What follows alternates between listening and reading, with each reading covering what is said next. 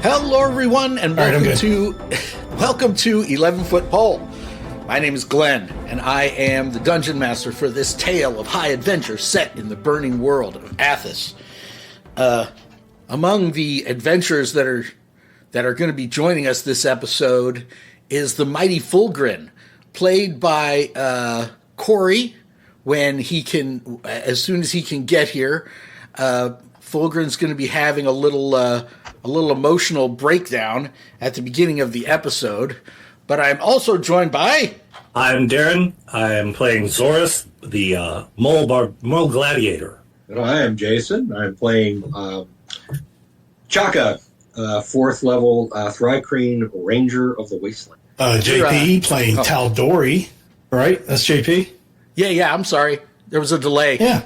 It's playing Taldori, the Scionist of the Wasteland. And I'm Matt, playing Darok, 4th level Mole Druid. Look at the airbrush work on that cape right there, guys. I mean, the intricate detail. He doesn't attention to detail. He didn't earn the title world's okayest miniature painter for nothing. Okay. He's the genuine article. So when we last left our party, you guys had decimated a tribe full of sand people, Tuscan raiders. You had managed to kill Hark, their leader, and one of his 2 bodyguards, and then you were setting up his other bodyguard with this remaining Sandman, who had helped you ambush the leader. And I'll tell you what, his deception rolls were a thing of beauty last time. This guy really has his. Hey JP, why don't you take a moment to explain to the viewers what's going on with your background there? Since I don't believe there's anything going on with the background. I believe it speaks for itself. Okay, all right. Homage being paid to where homage is due. Okay, all right. So that's the promotional poster for Brokeback Mountain, as I remember. Is that Yeah, I'm preparing a sequel to it. Yeah. Did you guys see prequel? It's more of a prequel. Did you guys see that they're actually doing a reboot of Roadhouse? I did. Yeah, I did. Yes, with Ryan Gosling. Gyllenhaal. I'm sorry, Jake Gyllenhaal. Jake Gyllenhaal. As what's his name? Okay, Swayze's right. character. Yeah. Some movies are better just be left alone. And Absolutely. It's in Florida now instead of whatever rural county they were in. They need to get what's his name back? Sam Elliott. Yeah, they need to get Sam Elliott back to play the same part, do all the same lines, exactly the same. It's just probably won't look any different. Yeah, but he's 30 years older now, but whatever. This time the doctor loses the role. What role? They flip the coin to see which one would die, the doc or the cooler. And remember? Sam Elliott's guy lost, so maybe the doctor needs to lose this time. That would be a twist ending.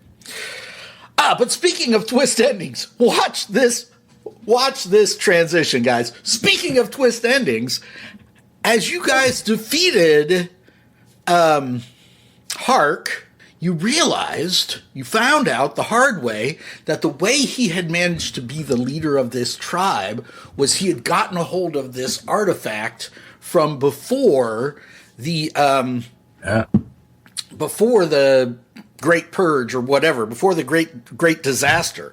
So now, Darren, you have a little, it's called a focus. It's a little Bluetooth device that you put over your ear, and you have a gun that when you shoot it, it goes pew, pew, pew, pew. So, we are there at that time.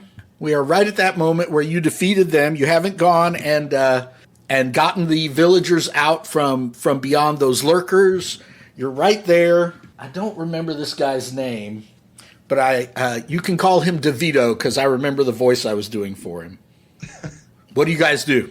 So we need to take DeVito back to the pit to sing for those creatures in the pit, right? That's right. That was the plan. That was the plan. So you guys go back over there. DeVito is still making eyes at the other guard, and even though he can't be here to join us, Fulgrin is still trying to kind of ship the two of them, get a relationship started between the two of them. Darren, what does Zoris do? Is Zoris going to stow his shovel and walk around carrying this pew gun now, or is he going to strap that to his back? And what's your plan there? I guess there's a question for me of size. Is it a rifle strapped to your back, or is there any kind of holster to your leg? No. There's it's rifle sized. It's a big kind of cylinder thing with a handle on the bottom.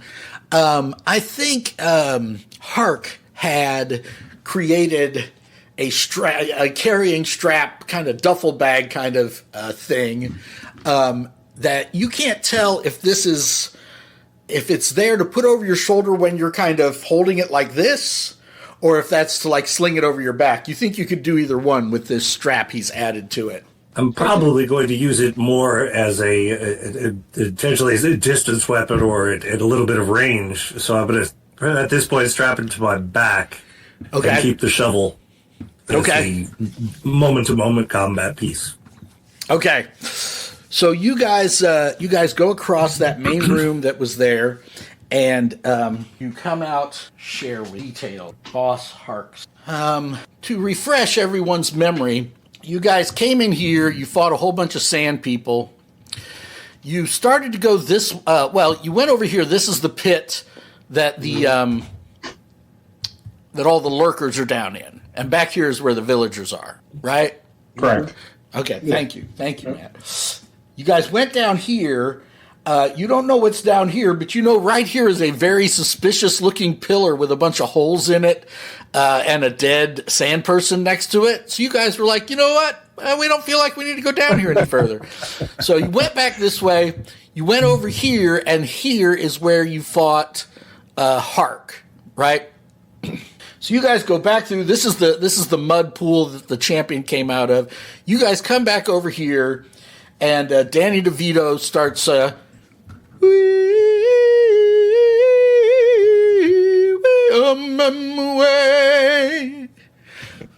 You guys. So. Okay, thank you. Yeah. Go ahead, Jason. Well, is this established fact? Because like the captives were like, oh yeah, we need to get one of those guys. They're known to. Is this an established fact? These sand people. Is this dude like, oh yeah, we do this all the time. We sing. Really? Okay. Yeah. So the sand people, other than my mistake of forgetting that that Boss Hark had this sort of magical science weapon, they sing everything. All of their attacks and their coordination was all based on singing and using music to either hurt you guys or scare you guys or whatever else, right? And the captives knew, they saw, that the sand people could sing down the lurkers, right? Okay. And they were how's DeVito's vibrato? Well, you heard DeVito's bravado. You heard my luscious tones just now. You have a pretty good idea. The guy's got a gift. Let's just, can we agree? That was some strange fruit, man. That's all I got to say. I feel like he should do a monologue. Really? No. We did a monologue a couple sessions. A sing-along. 525,600 minutes. No, we're not doing that. Wrong show. I have a whole YouTube channel of me singing.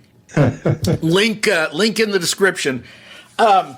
Okay, so the thought is that we can get him to start singing, and then we can slowly bring the prisoners around the edge of the pit. Is that the thought, guys? Right? Exactly right. So him and his new girlfriend are singing, and that keeps the lurkers from coming up. You guys go across, you cut the ropes and stuff, and you get out this 100+ villagers.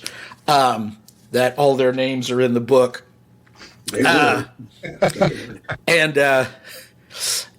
you guys successfully get them out, and they, the singers back off, and the lurkers don't come out to get you guys, and everybody from Nightstone is extremely thankful that you rescued them, and also a little bit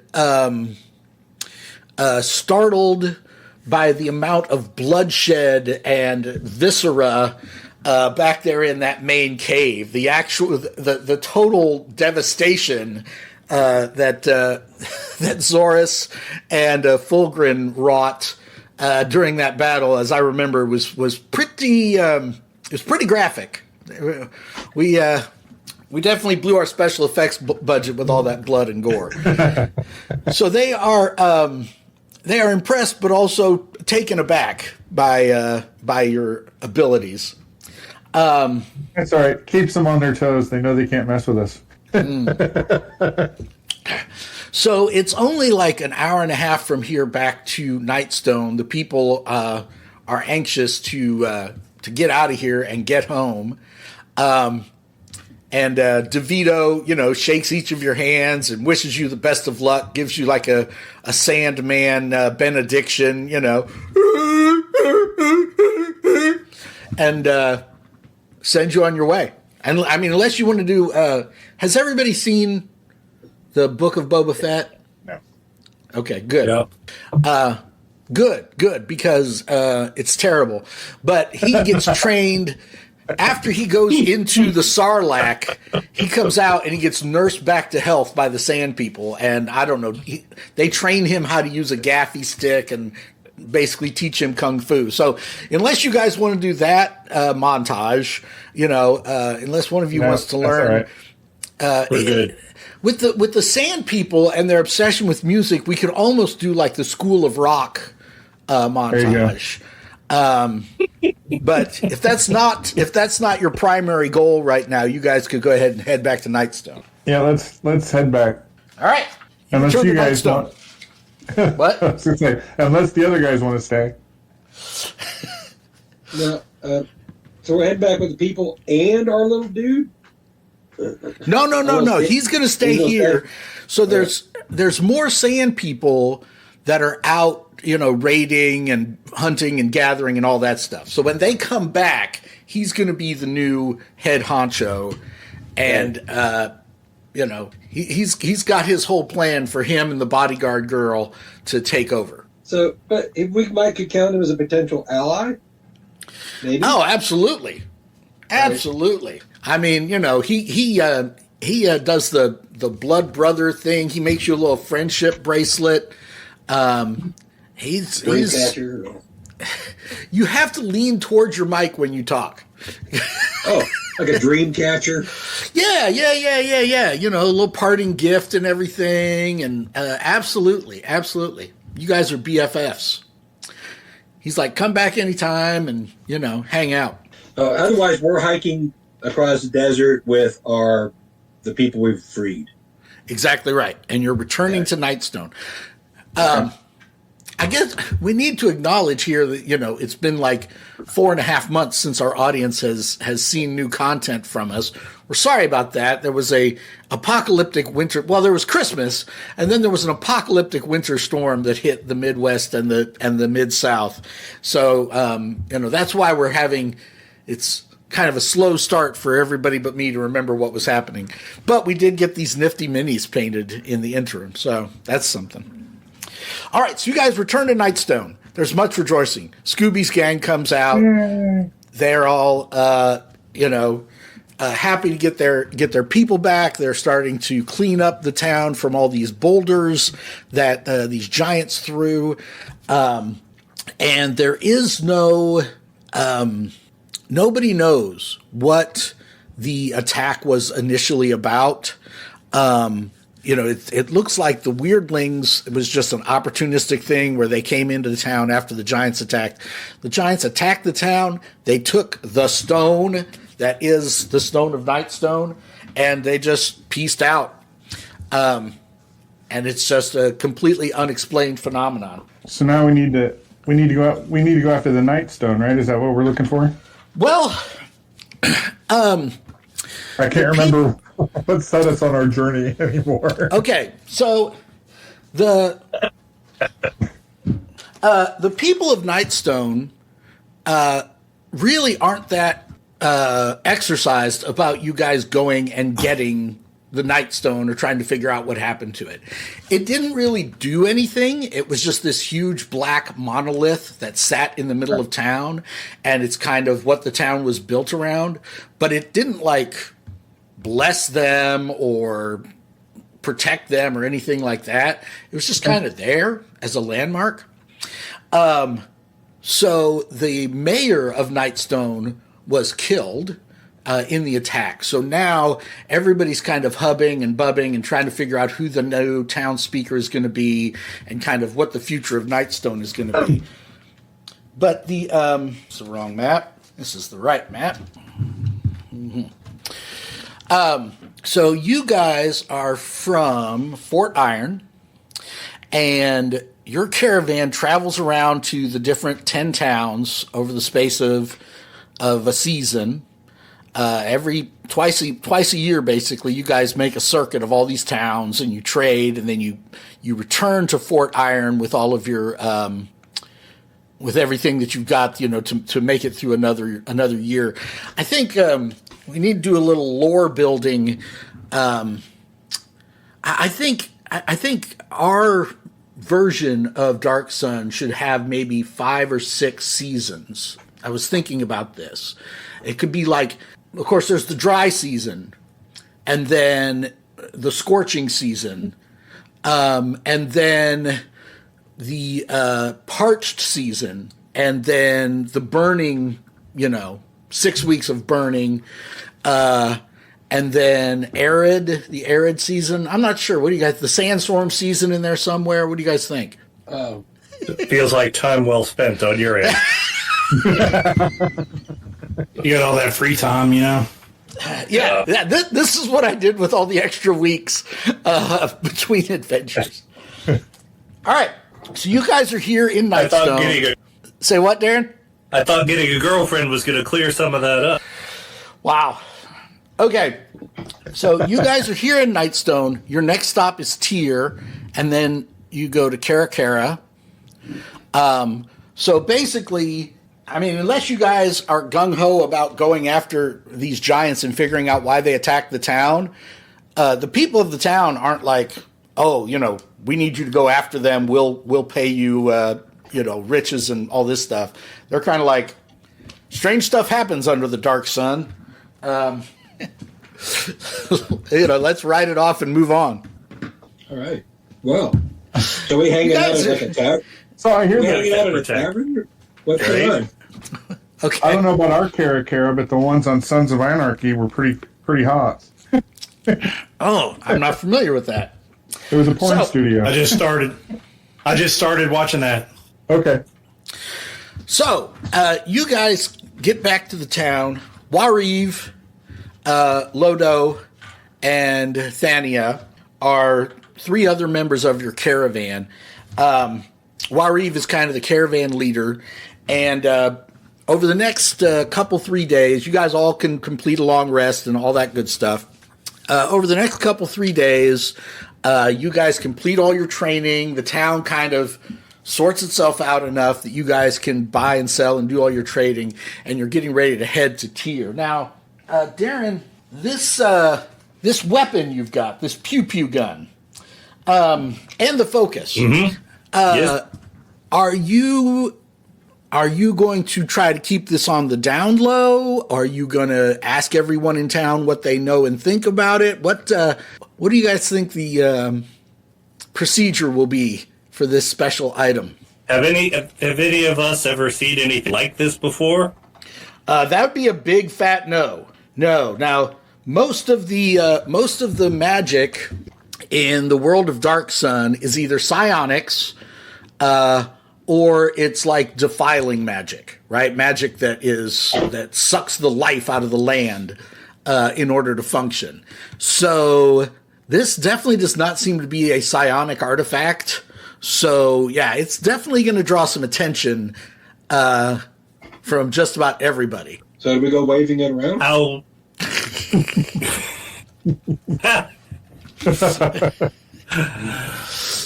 So, how noticeable is it in this holster backpack thing? I mean, it's pretty just obvious, got right? It's just got a strap where you can carry it over your shoulder, right? Which, I mean, it looks like, it doesn't look like it's made out of metal. It looks like it's made out of some kind of ceramic or shell or something. As long as it's powered down, people might not notice it that much. But you could, cover it up with a lizard skin or something. Yeah, why don't we hold towards discretion when we're among the simple town folk and cover it up, and then I'll trust that being an 8-foot mole might deter any questions if I look surly enough. Okay, all right, excellent. But maybe if the opportunity arises that we run across someone who is wise enough or has a sense of history that they might be able to tell us something, we'll look for that opportunity. But yeah, not just waving it around and asking every stray villager of, hey, ever seen one of these before? I understand you point this end at the other man. So Tyr is your next stop, and it's the biggest city in the region. Right? So you might be able to get some information in Tyr. That might be smart as far as your move for that. All right. Anything else you guys want to do here? You ready to move on to Tyr? Well, let me just ask you this. What is our focus? What was our focus when we started out on this campaign? There was a disruption, right? Of some, wasn't there a disruption of some sort? Something growing in the desert? I mean, some sort of trade disruption? Not that I remember. Now the city of Tyr used to be controlled by a Sorcerer-King. Right. And he has been overthrown. And freedom has come to Tyr.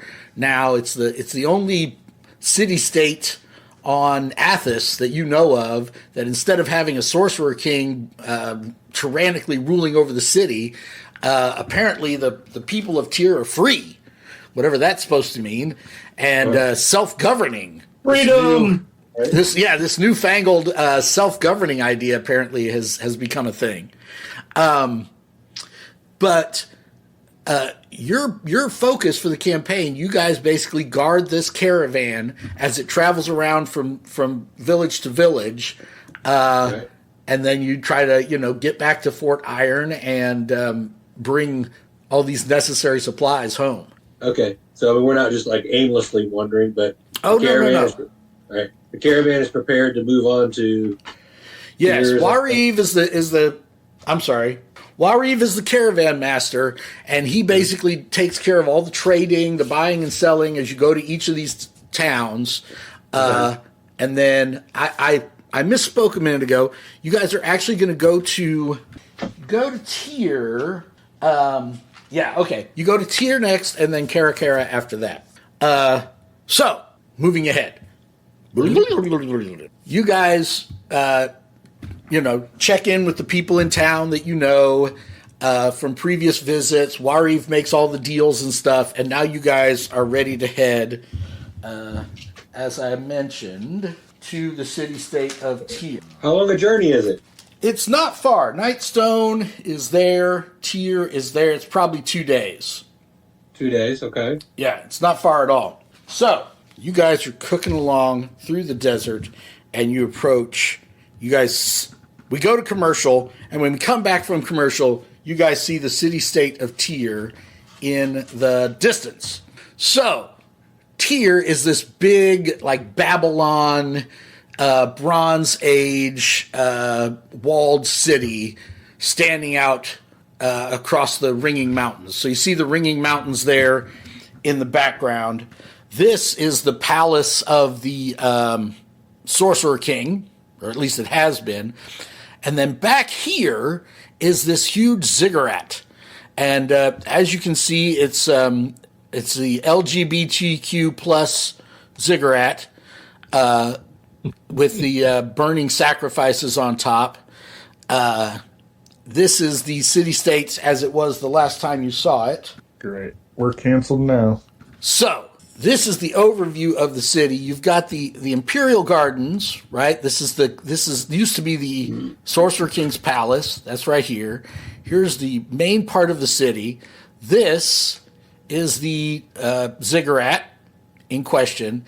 And then here, in between the royal palace and the ziggurat, this is the arena where gladiators like Zorus used to fight wild animals from the wilds, and one another in bloody games where the slave gladiators would battle each other. Now, as you approach the gates of the city, Darren, you are surprised to see. So the Sorcerer King had these stormtroopers that were called Templars, right? And they all got their powers from the Sorcerer King, right? So he's like this defiler who's using defiling magic, basically a lich, living for centuries, controlling this city, and all of his servants like get their power directly from him. They're like warlocks. And they have this distinctive chitin armor that they wear, and a lot of them had metal weapons and everything else. But you get to Tyr, and you're coming in through this grand gate, right? There's people coming and going. And where there should be a bunch of Templars, there are two gladiators with their, gouges like yours, or, gladiator weapons and Shovels stuff. of death. And they are kind of shovels of death, and they are kind of watching people come and go in and out of this gate. Roll a d20 and add your charisma modifier. I got a 16 plus 1. Oh wow! Okay. In that case, these guys from your gladiator days.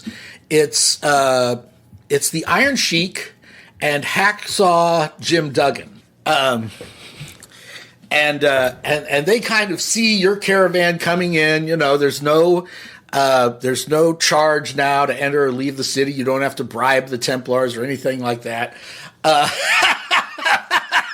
But Hacksaw Jim Duggan sees you, and he's like,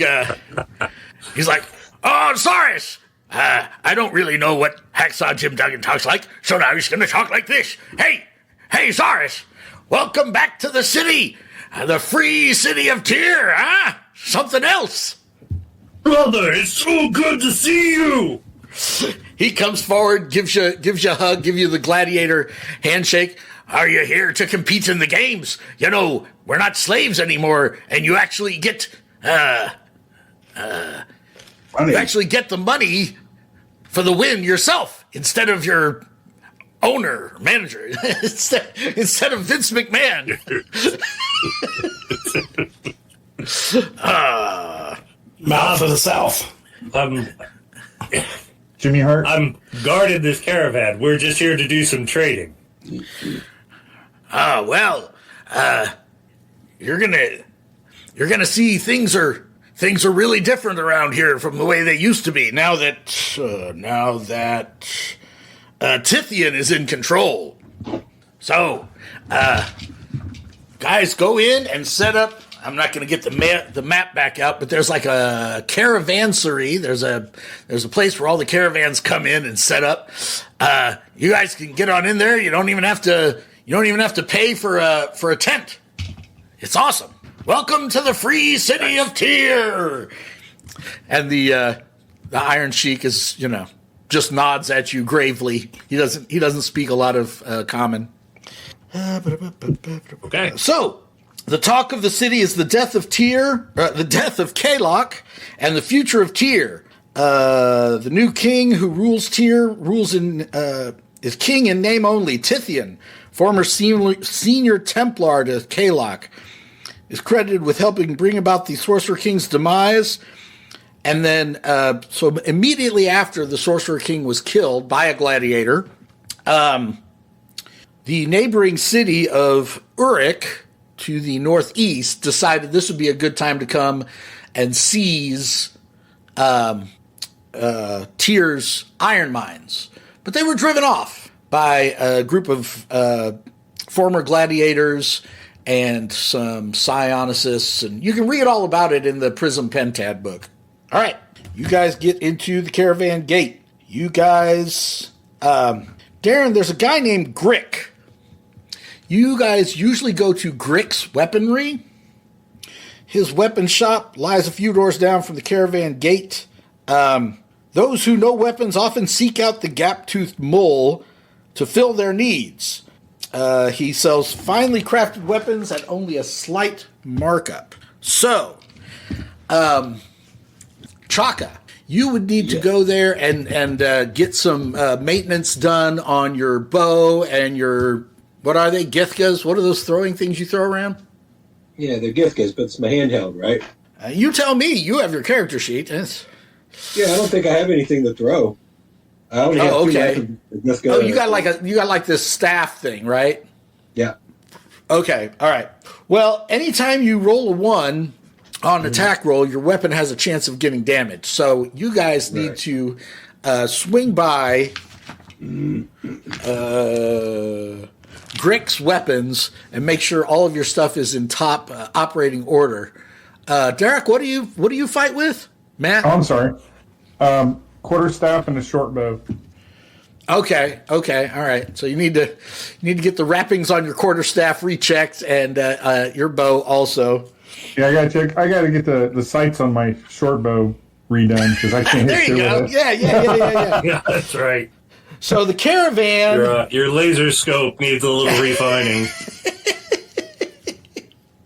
The caravan using mostly magic. Right, and now, did you go through all that stuff about the animals you can change into?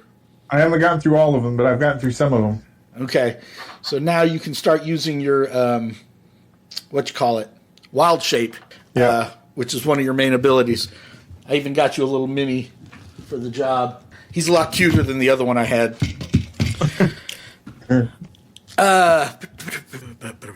Is he human?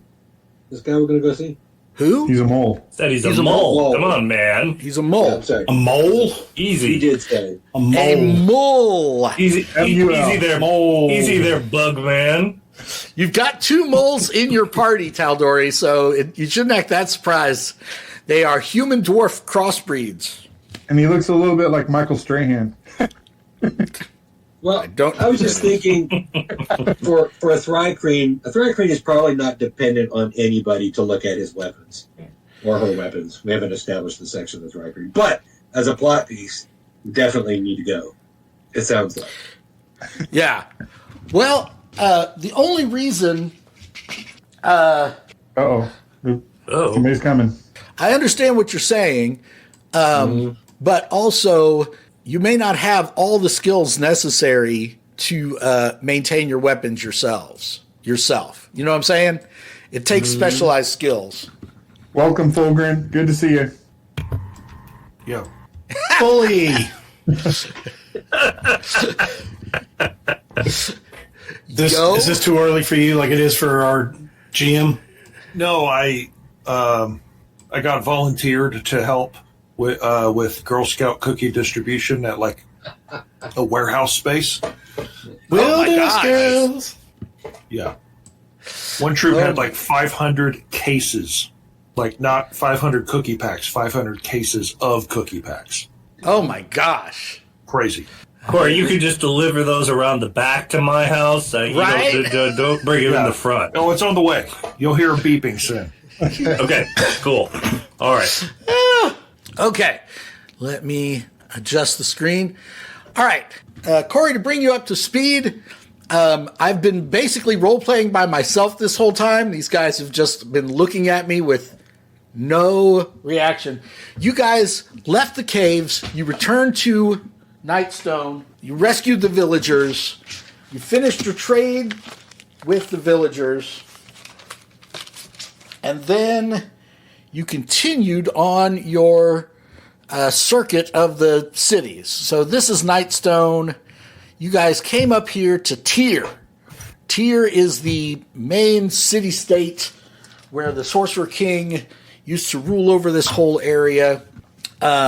Very big, magnificent Bronze Age city. The Sorcerer-King has been deposed, and now the city is free. And you guys were going to visit your old pal Grick, who is an expert at weapon maintenance, and we long rested. Yes, oh yeah, you've long rested a couple times. Grick is assisted by a grizzled dwarf named Murd. Murd's mind was largely destroyed in a gladiatorial match, reducing him to little more than a feral animal. Now he spends most of the day sitting in Grick's shops, sharpening blades, leaving only occasionally to roam the town. When in store, he glares at customers, growling the entire time they remain in the shop. His manic fascination with blades provides some benefit to Grick. Not only does he discourage thieves, but he has a knack for honing edges to an uncanny sharpness. In game terms, any edged weapon purchased, or in this case maintained by Grick, has a +1 damage bonus for the next 5 successful strikes. Thereafter, the weapon reverts to doing normal damage. So, Darren, your gouge, the next 5 strikes, you get +1 to damage. Shovel of Death. Got it. Shovel of Death. Same thing with Chaka, your thingamabobber, the next 5 strikes, and with your arrows, the next 5 arrows that you guys shoot.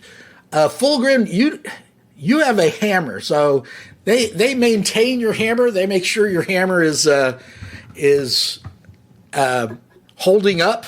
They give it its 20,000 mile routine maintenance, but they can't give you a bonus on damage. Well, I actually, I was going to ask, since we're at a weaponsmith, Yes.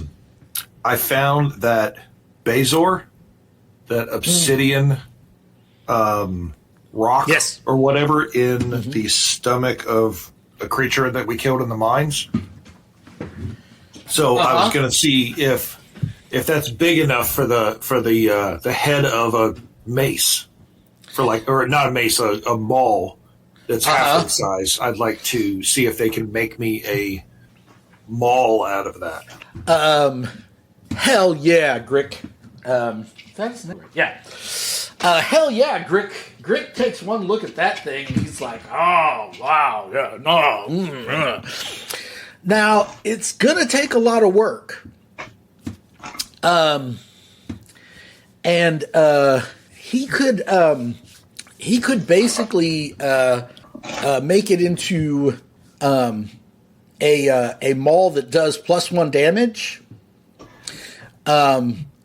But you're gonna have to provide something pretty substantial in trade. Okay. Fulgrim could chip in on the work too. Like he could work on the haft. Okay. Because he has bone workers tools and experience, proficiency in them. So he could work on the shaft of it. Mm-hmm. And then, I mean, I don't have a whole lot of money, but I'd give him whatever I've got.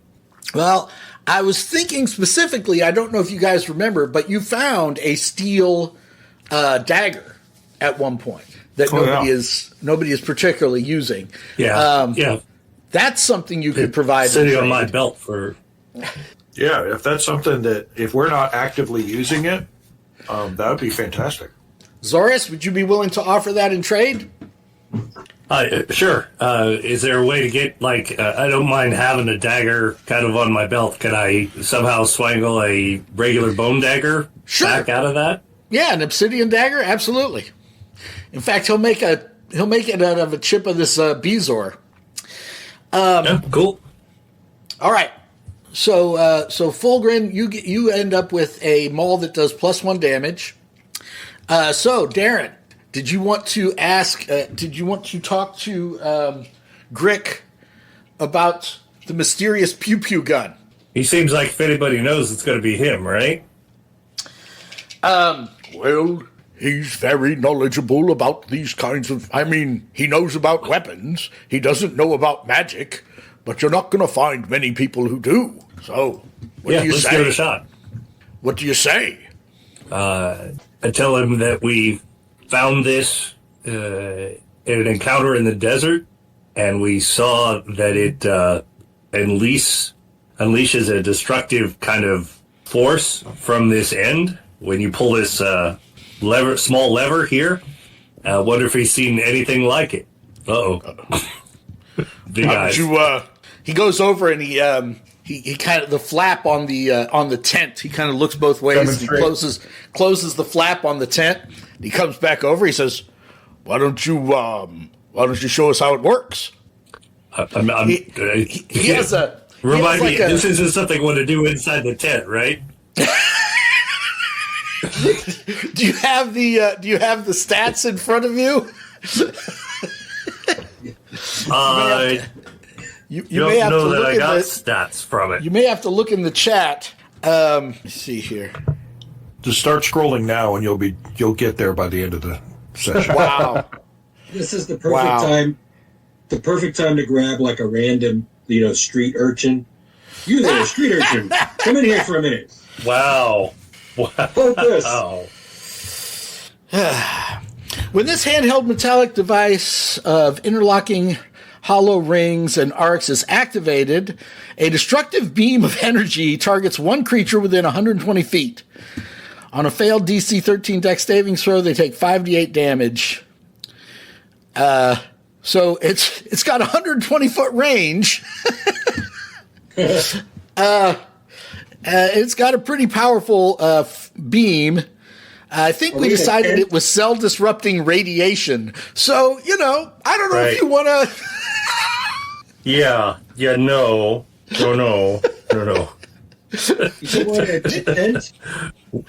What'd you say? We Jason? probably need to go out into an abandoned canyon or something, right? What'd you say, Yeah, Jason? you had us close tent flaps, right? Yeah, he closed his tent flap so nobody walking by. Do you want to just show him the burns on your abdomen where Hark shot you with it? Sure. Okay. Yeah. Okay, so he looks at that, and he kind of takes the device from you and moves it around a little bit, and like you take the safety off and the lights light up and the rings start hovering on their own, and he immediately turns it back off, and basically make a persuade check there, Zorus. Good. Well, persuasion +3. 13. Okay, he tells you to go +3. Oh wow! He tells you to go talk to Foucault, the storyteller, the old blind storyteller by the northeast well, right? He's like, if anybody's going to know anything about this thing, it would be Foucault. So you guys, I downloaded this because I thought this was so cool. So this is from the Tier City book. While you're in town, you guys go to Shining Sands. Shining Sands is a dry sand laundry located by the edge of the tradesman district near the Noble Quarter. Basically, since water is in such short supply, to clean your clothes, they bring this pure white sand, this very fine sand, in from the desert, and they scrub your clothes with the sand until all the oils and everything is cleaned out of it. Clothes that become too dirty, smelly, or impregnated with bodily fluids are brought to Shining Sands. They scrub the extra fine sand dirt and excess oil from the garments, and then they scent it with a sweet-smelling cactus flower water. They also provide a small, discreet lounge in the back if you wish to have the clothing you're wearing laundered. So, does Fulgrin get his loincloth cleaned and scented with cactus flower water? Yeah. Yeah, and he's just freeballing in the lounge. Oh, sure. Yeah. Not even sitting with his legs crossed. Just no. Got it all hanging out. I don't know if Chaka wears clothes. Do the rest of you guys? Do the rest of you guys go in there and get your clothes clean? You know, of all the side quests I thought here, laundry wasn't one of them. But yeah, sure. Okay. All right. So you guys take care of that, and then you head over to hear Foucault, right? And he tells, as you guys are approaching the square, there's a bunch of little kids there, and he's telling this story. He's telling this tale of sort of the days before the Sorcerer-Kings. Thundar, the Barbarian. The year 1994. From out of space comes a runaway planet, hurtling between the Earth and the Moon, unleashing cosmic destruction.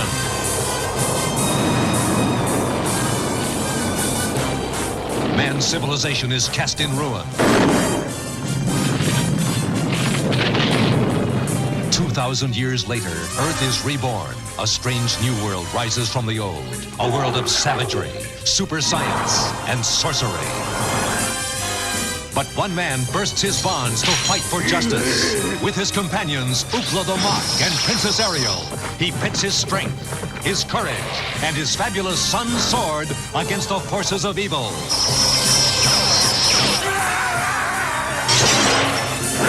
He is Thundar, the Barbarian.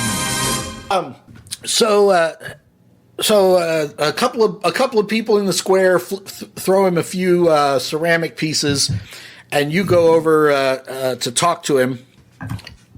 I already know what he talks like, because unlike you guys, I could hear that video. Greetings, strangers. What brings you to Foucault the Storyteller? I'll do this whole thing with my eyes closed. He's got the cloth across his eyes. Is it just there's still a bunch of people around him, or can we you're in a public square. He's sitting on the edge of a well. People are coming and getting water and everything else. So just to fuck with him, Chaka will click the pop and buzz. Oh, so you're like, okay. Yeah, that's what he's hearing. Can we offer to buy him some food and see if he would have a conversation with us somewhere a little more discreet? Make a persuasion check with advantage. Oh, boy. Isn't there someone prettier than me to... You actually have one of the best charismas in the party, okay? Yeah, everybody's charisma is dump stat. I had an 11 plus 3, so 14 plus advantage. Wow, you got advantages roll twice and take the better. Oh. Well, that was a 4, so we're going to take the All right. At first, he seems a little bit leery. He doesn't want to go too far out of shouting for help distance, but he does. Well, he can pick. He can pick where we go. He gets his walking stick, and you guys kind of go into the shade, kind of behind this thimble store. And he says, "So you say your name is Zoris, and you're from Fort Iron?" Sure. Yeah.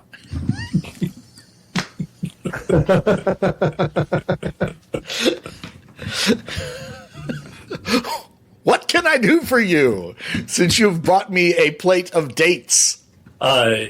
Explain to him as best we can what we found. and ask him if he's heard any stories about it.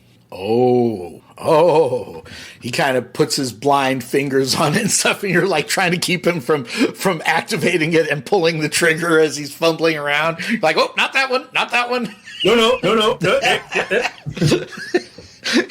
He's like doing this inside the barrel and stuff, sniffing it. Leave the safety on, thank you. Yes, this is the arcana of the ancients.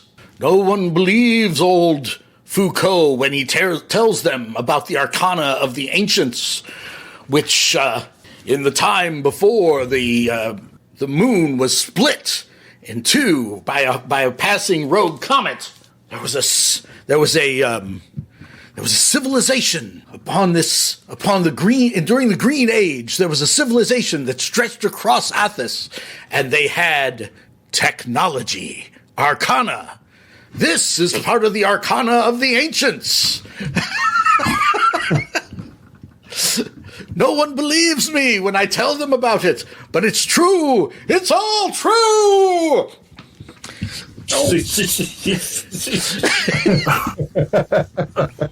Easy. I'm telling you, in various parts of the world are the ruins of the ancients, underground vaults where their technology has lain slumbering for thousands of years. Like I'm telling you. More stuff like this thing? Yes. No one believes me, but the Sorcerer-Kings of old sometimes discovered the vaults of the ancients and came out with powerful magic, powerful technology and arcana from those vaults. But listen, just for conversation, where would those vaults have been? Oh, I mean, you're gonna have to, They're treasure troves out in the desert. No one knows how to find them. But listen, and he puts his bony hand on Zoris's shoulder. He says, you must have a care with the arcana of the ancients, because as mighty as their power is, they seem to have a limited number of uses before their energy is depleted. And you need a USB connector to renew their mighty power. But those, and it's like that, it's the crap USB that nobody uses anymore, too, like micro USB. Absolutely. Right. Yeah. That was the downfall of the ancients, is they kept changing the USB adapter type for all of their technology. And eventually nobody could recharge anything. Man. Universal chargers. Nobody could recharge anything. That's how they fell from grace. Well, that's fascinating. It is fascinating. Listen, here's what we're going to do. You guys go back. So that's all he knows. He tells you how lucky you are to have this thing. You need to keep it. You need to keep it secret, keep it safe, and use it sparingly. Use it when you really need it, because eventually it's gonna run out of juice. You guys go back to your caravan after all of that. Oh my gosh, it ain't easy being me. Can I just tell you guys that? Can I just let you guys know it ain't easy being me? Did he say whether Tal'Dorei was the one? Tal'Dorei was what? Did he indicate whether Tal'Dorei was the one? And does Tal'Dorei have a cookie? That's what I want to know. Does anyone know what Jason's talking about? I have no clue what he's talking about. Jason, you don't know what you're talking about, man. The Matrix. He's not an oracle after all, I guess. He's just a blind dude. Okay. Oh, okay, yeah. Yeah.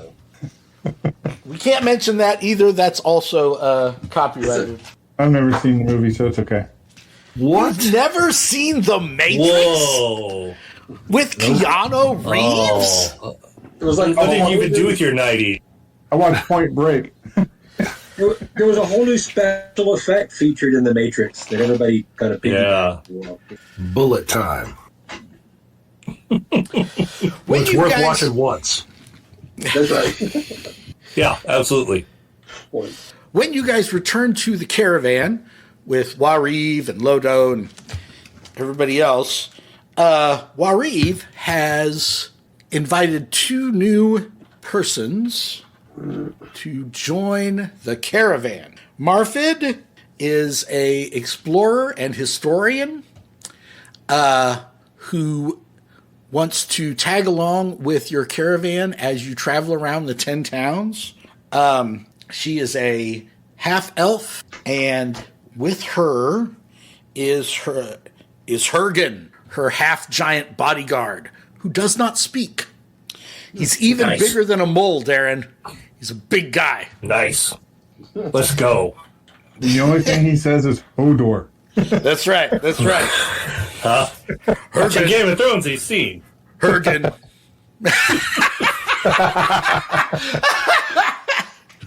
Yeah, you've seen Game of Thrones, but you've never seen The Matrix. Okay. Did you ever see Star Wars? Oh, yeah. Okay. All right. Not all of them, though. You ever seen Star Crash? My gosh. All right. You guys. So he points out it might not hurt to have a couple extra hands on board because as you guys leave Tyr, you're going to be heading back to Fort Iron and then out to Caracara. Getting from the caravan road back to Fort Iron, now you've got all of this, all these trade goods, right? This is your last stop, then you're heading back to Fort Iron. You've got all these trade goods. You're absolutely loaded up. As you guys leave the caravan route and head towards your base is a time when raiders are going to be watching and to see if you're vulnerable and try to take all this sweet loot you've got. So he hires on the 2 of them. He buys a couple more lizards to carry all this stuff back to Fort Iron, everything you guys need to make it through the parched season, the boiling season, and the gravel storm season. And you guys head out, you guys leave Tyr, and you guys head out into the desert trying to get home safely. And we'll find out next time on 11-Foot Pole whether that is something that actually happens. Join us next time on 11-Foot Pole.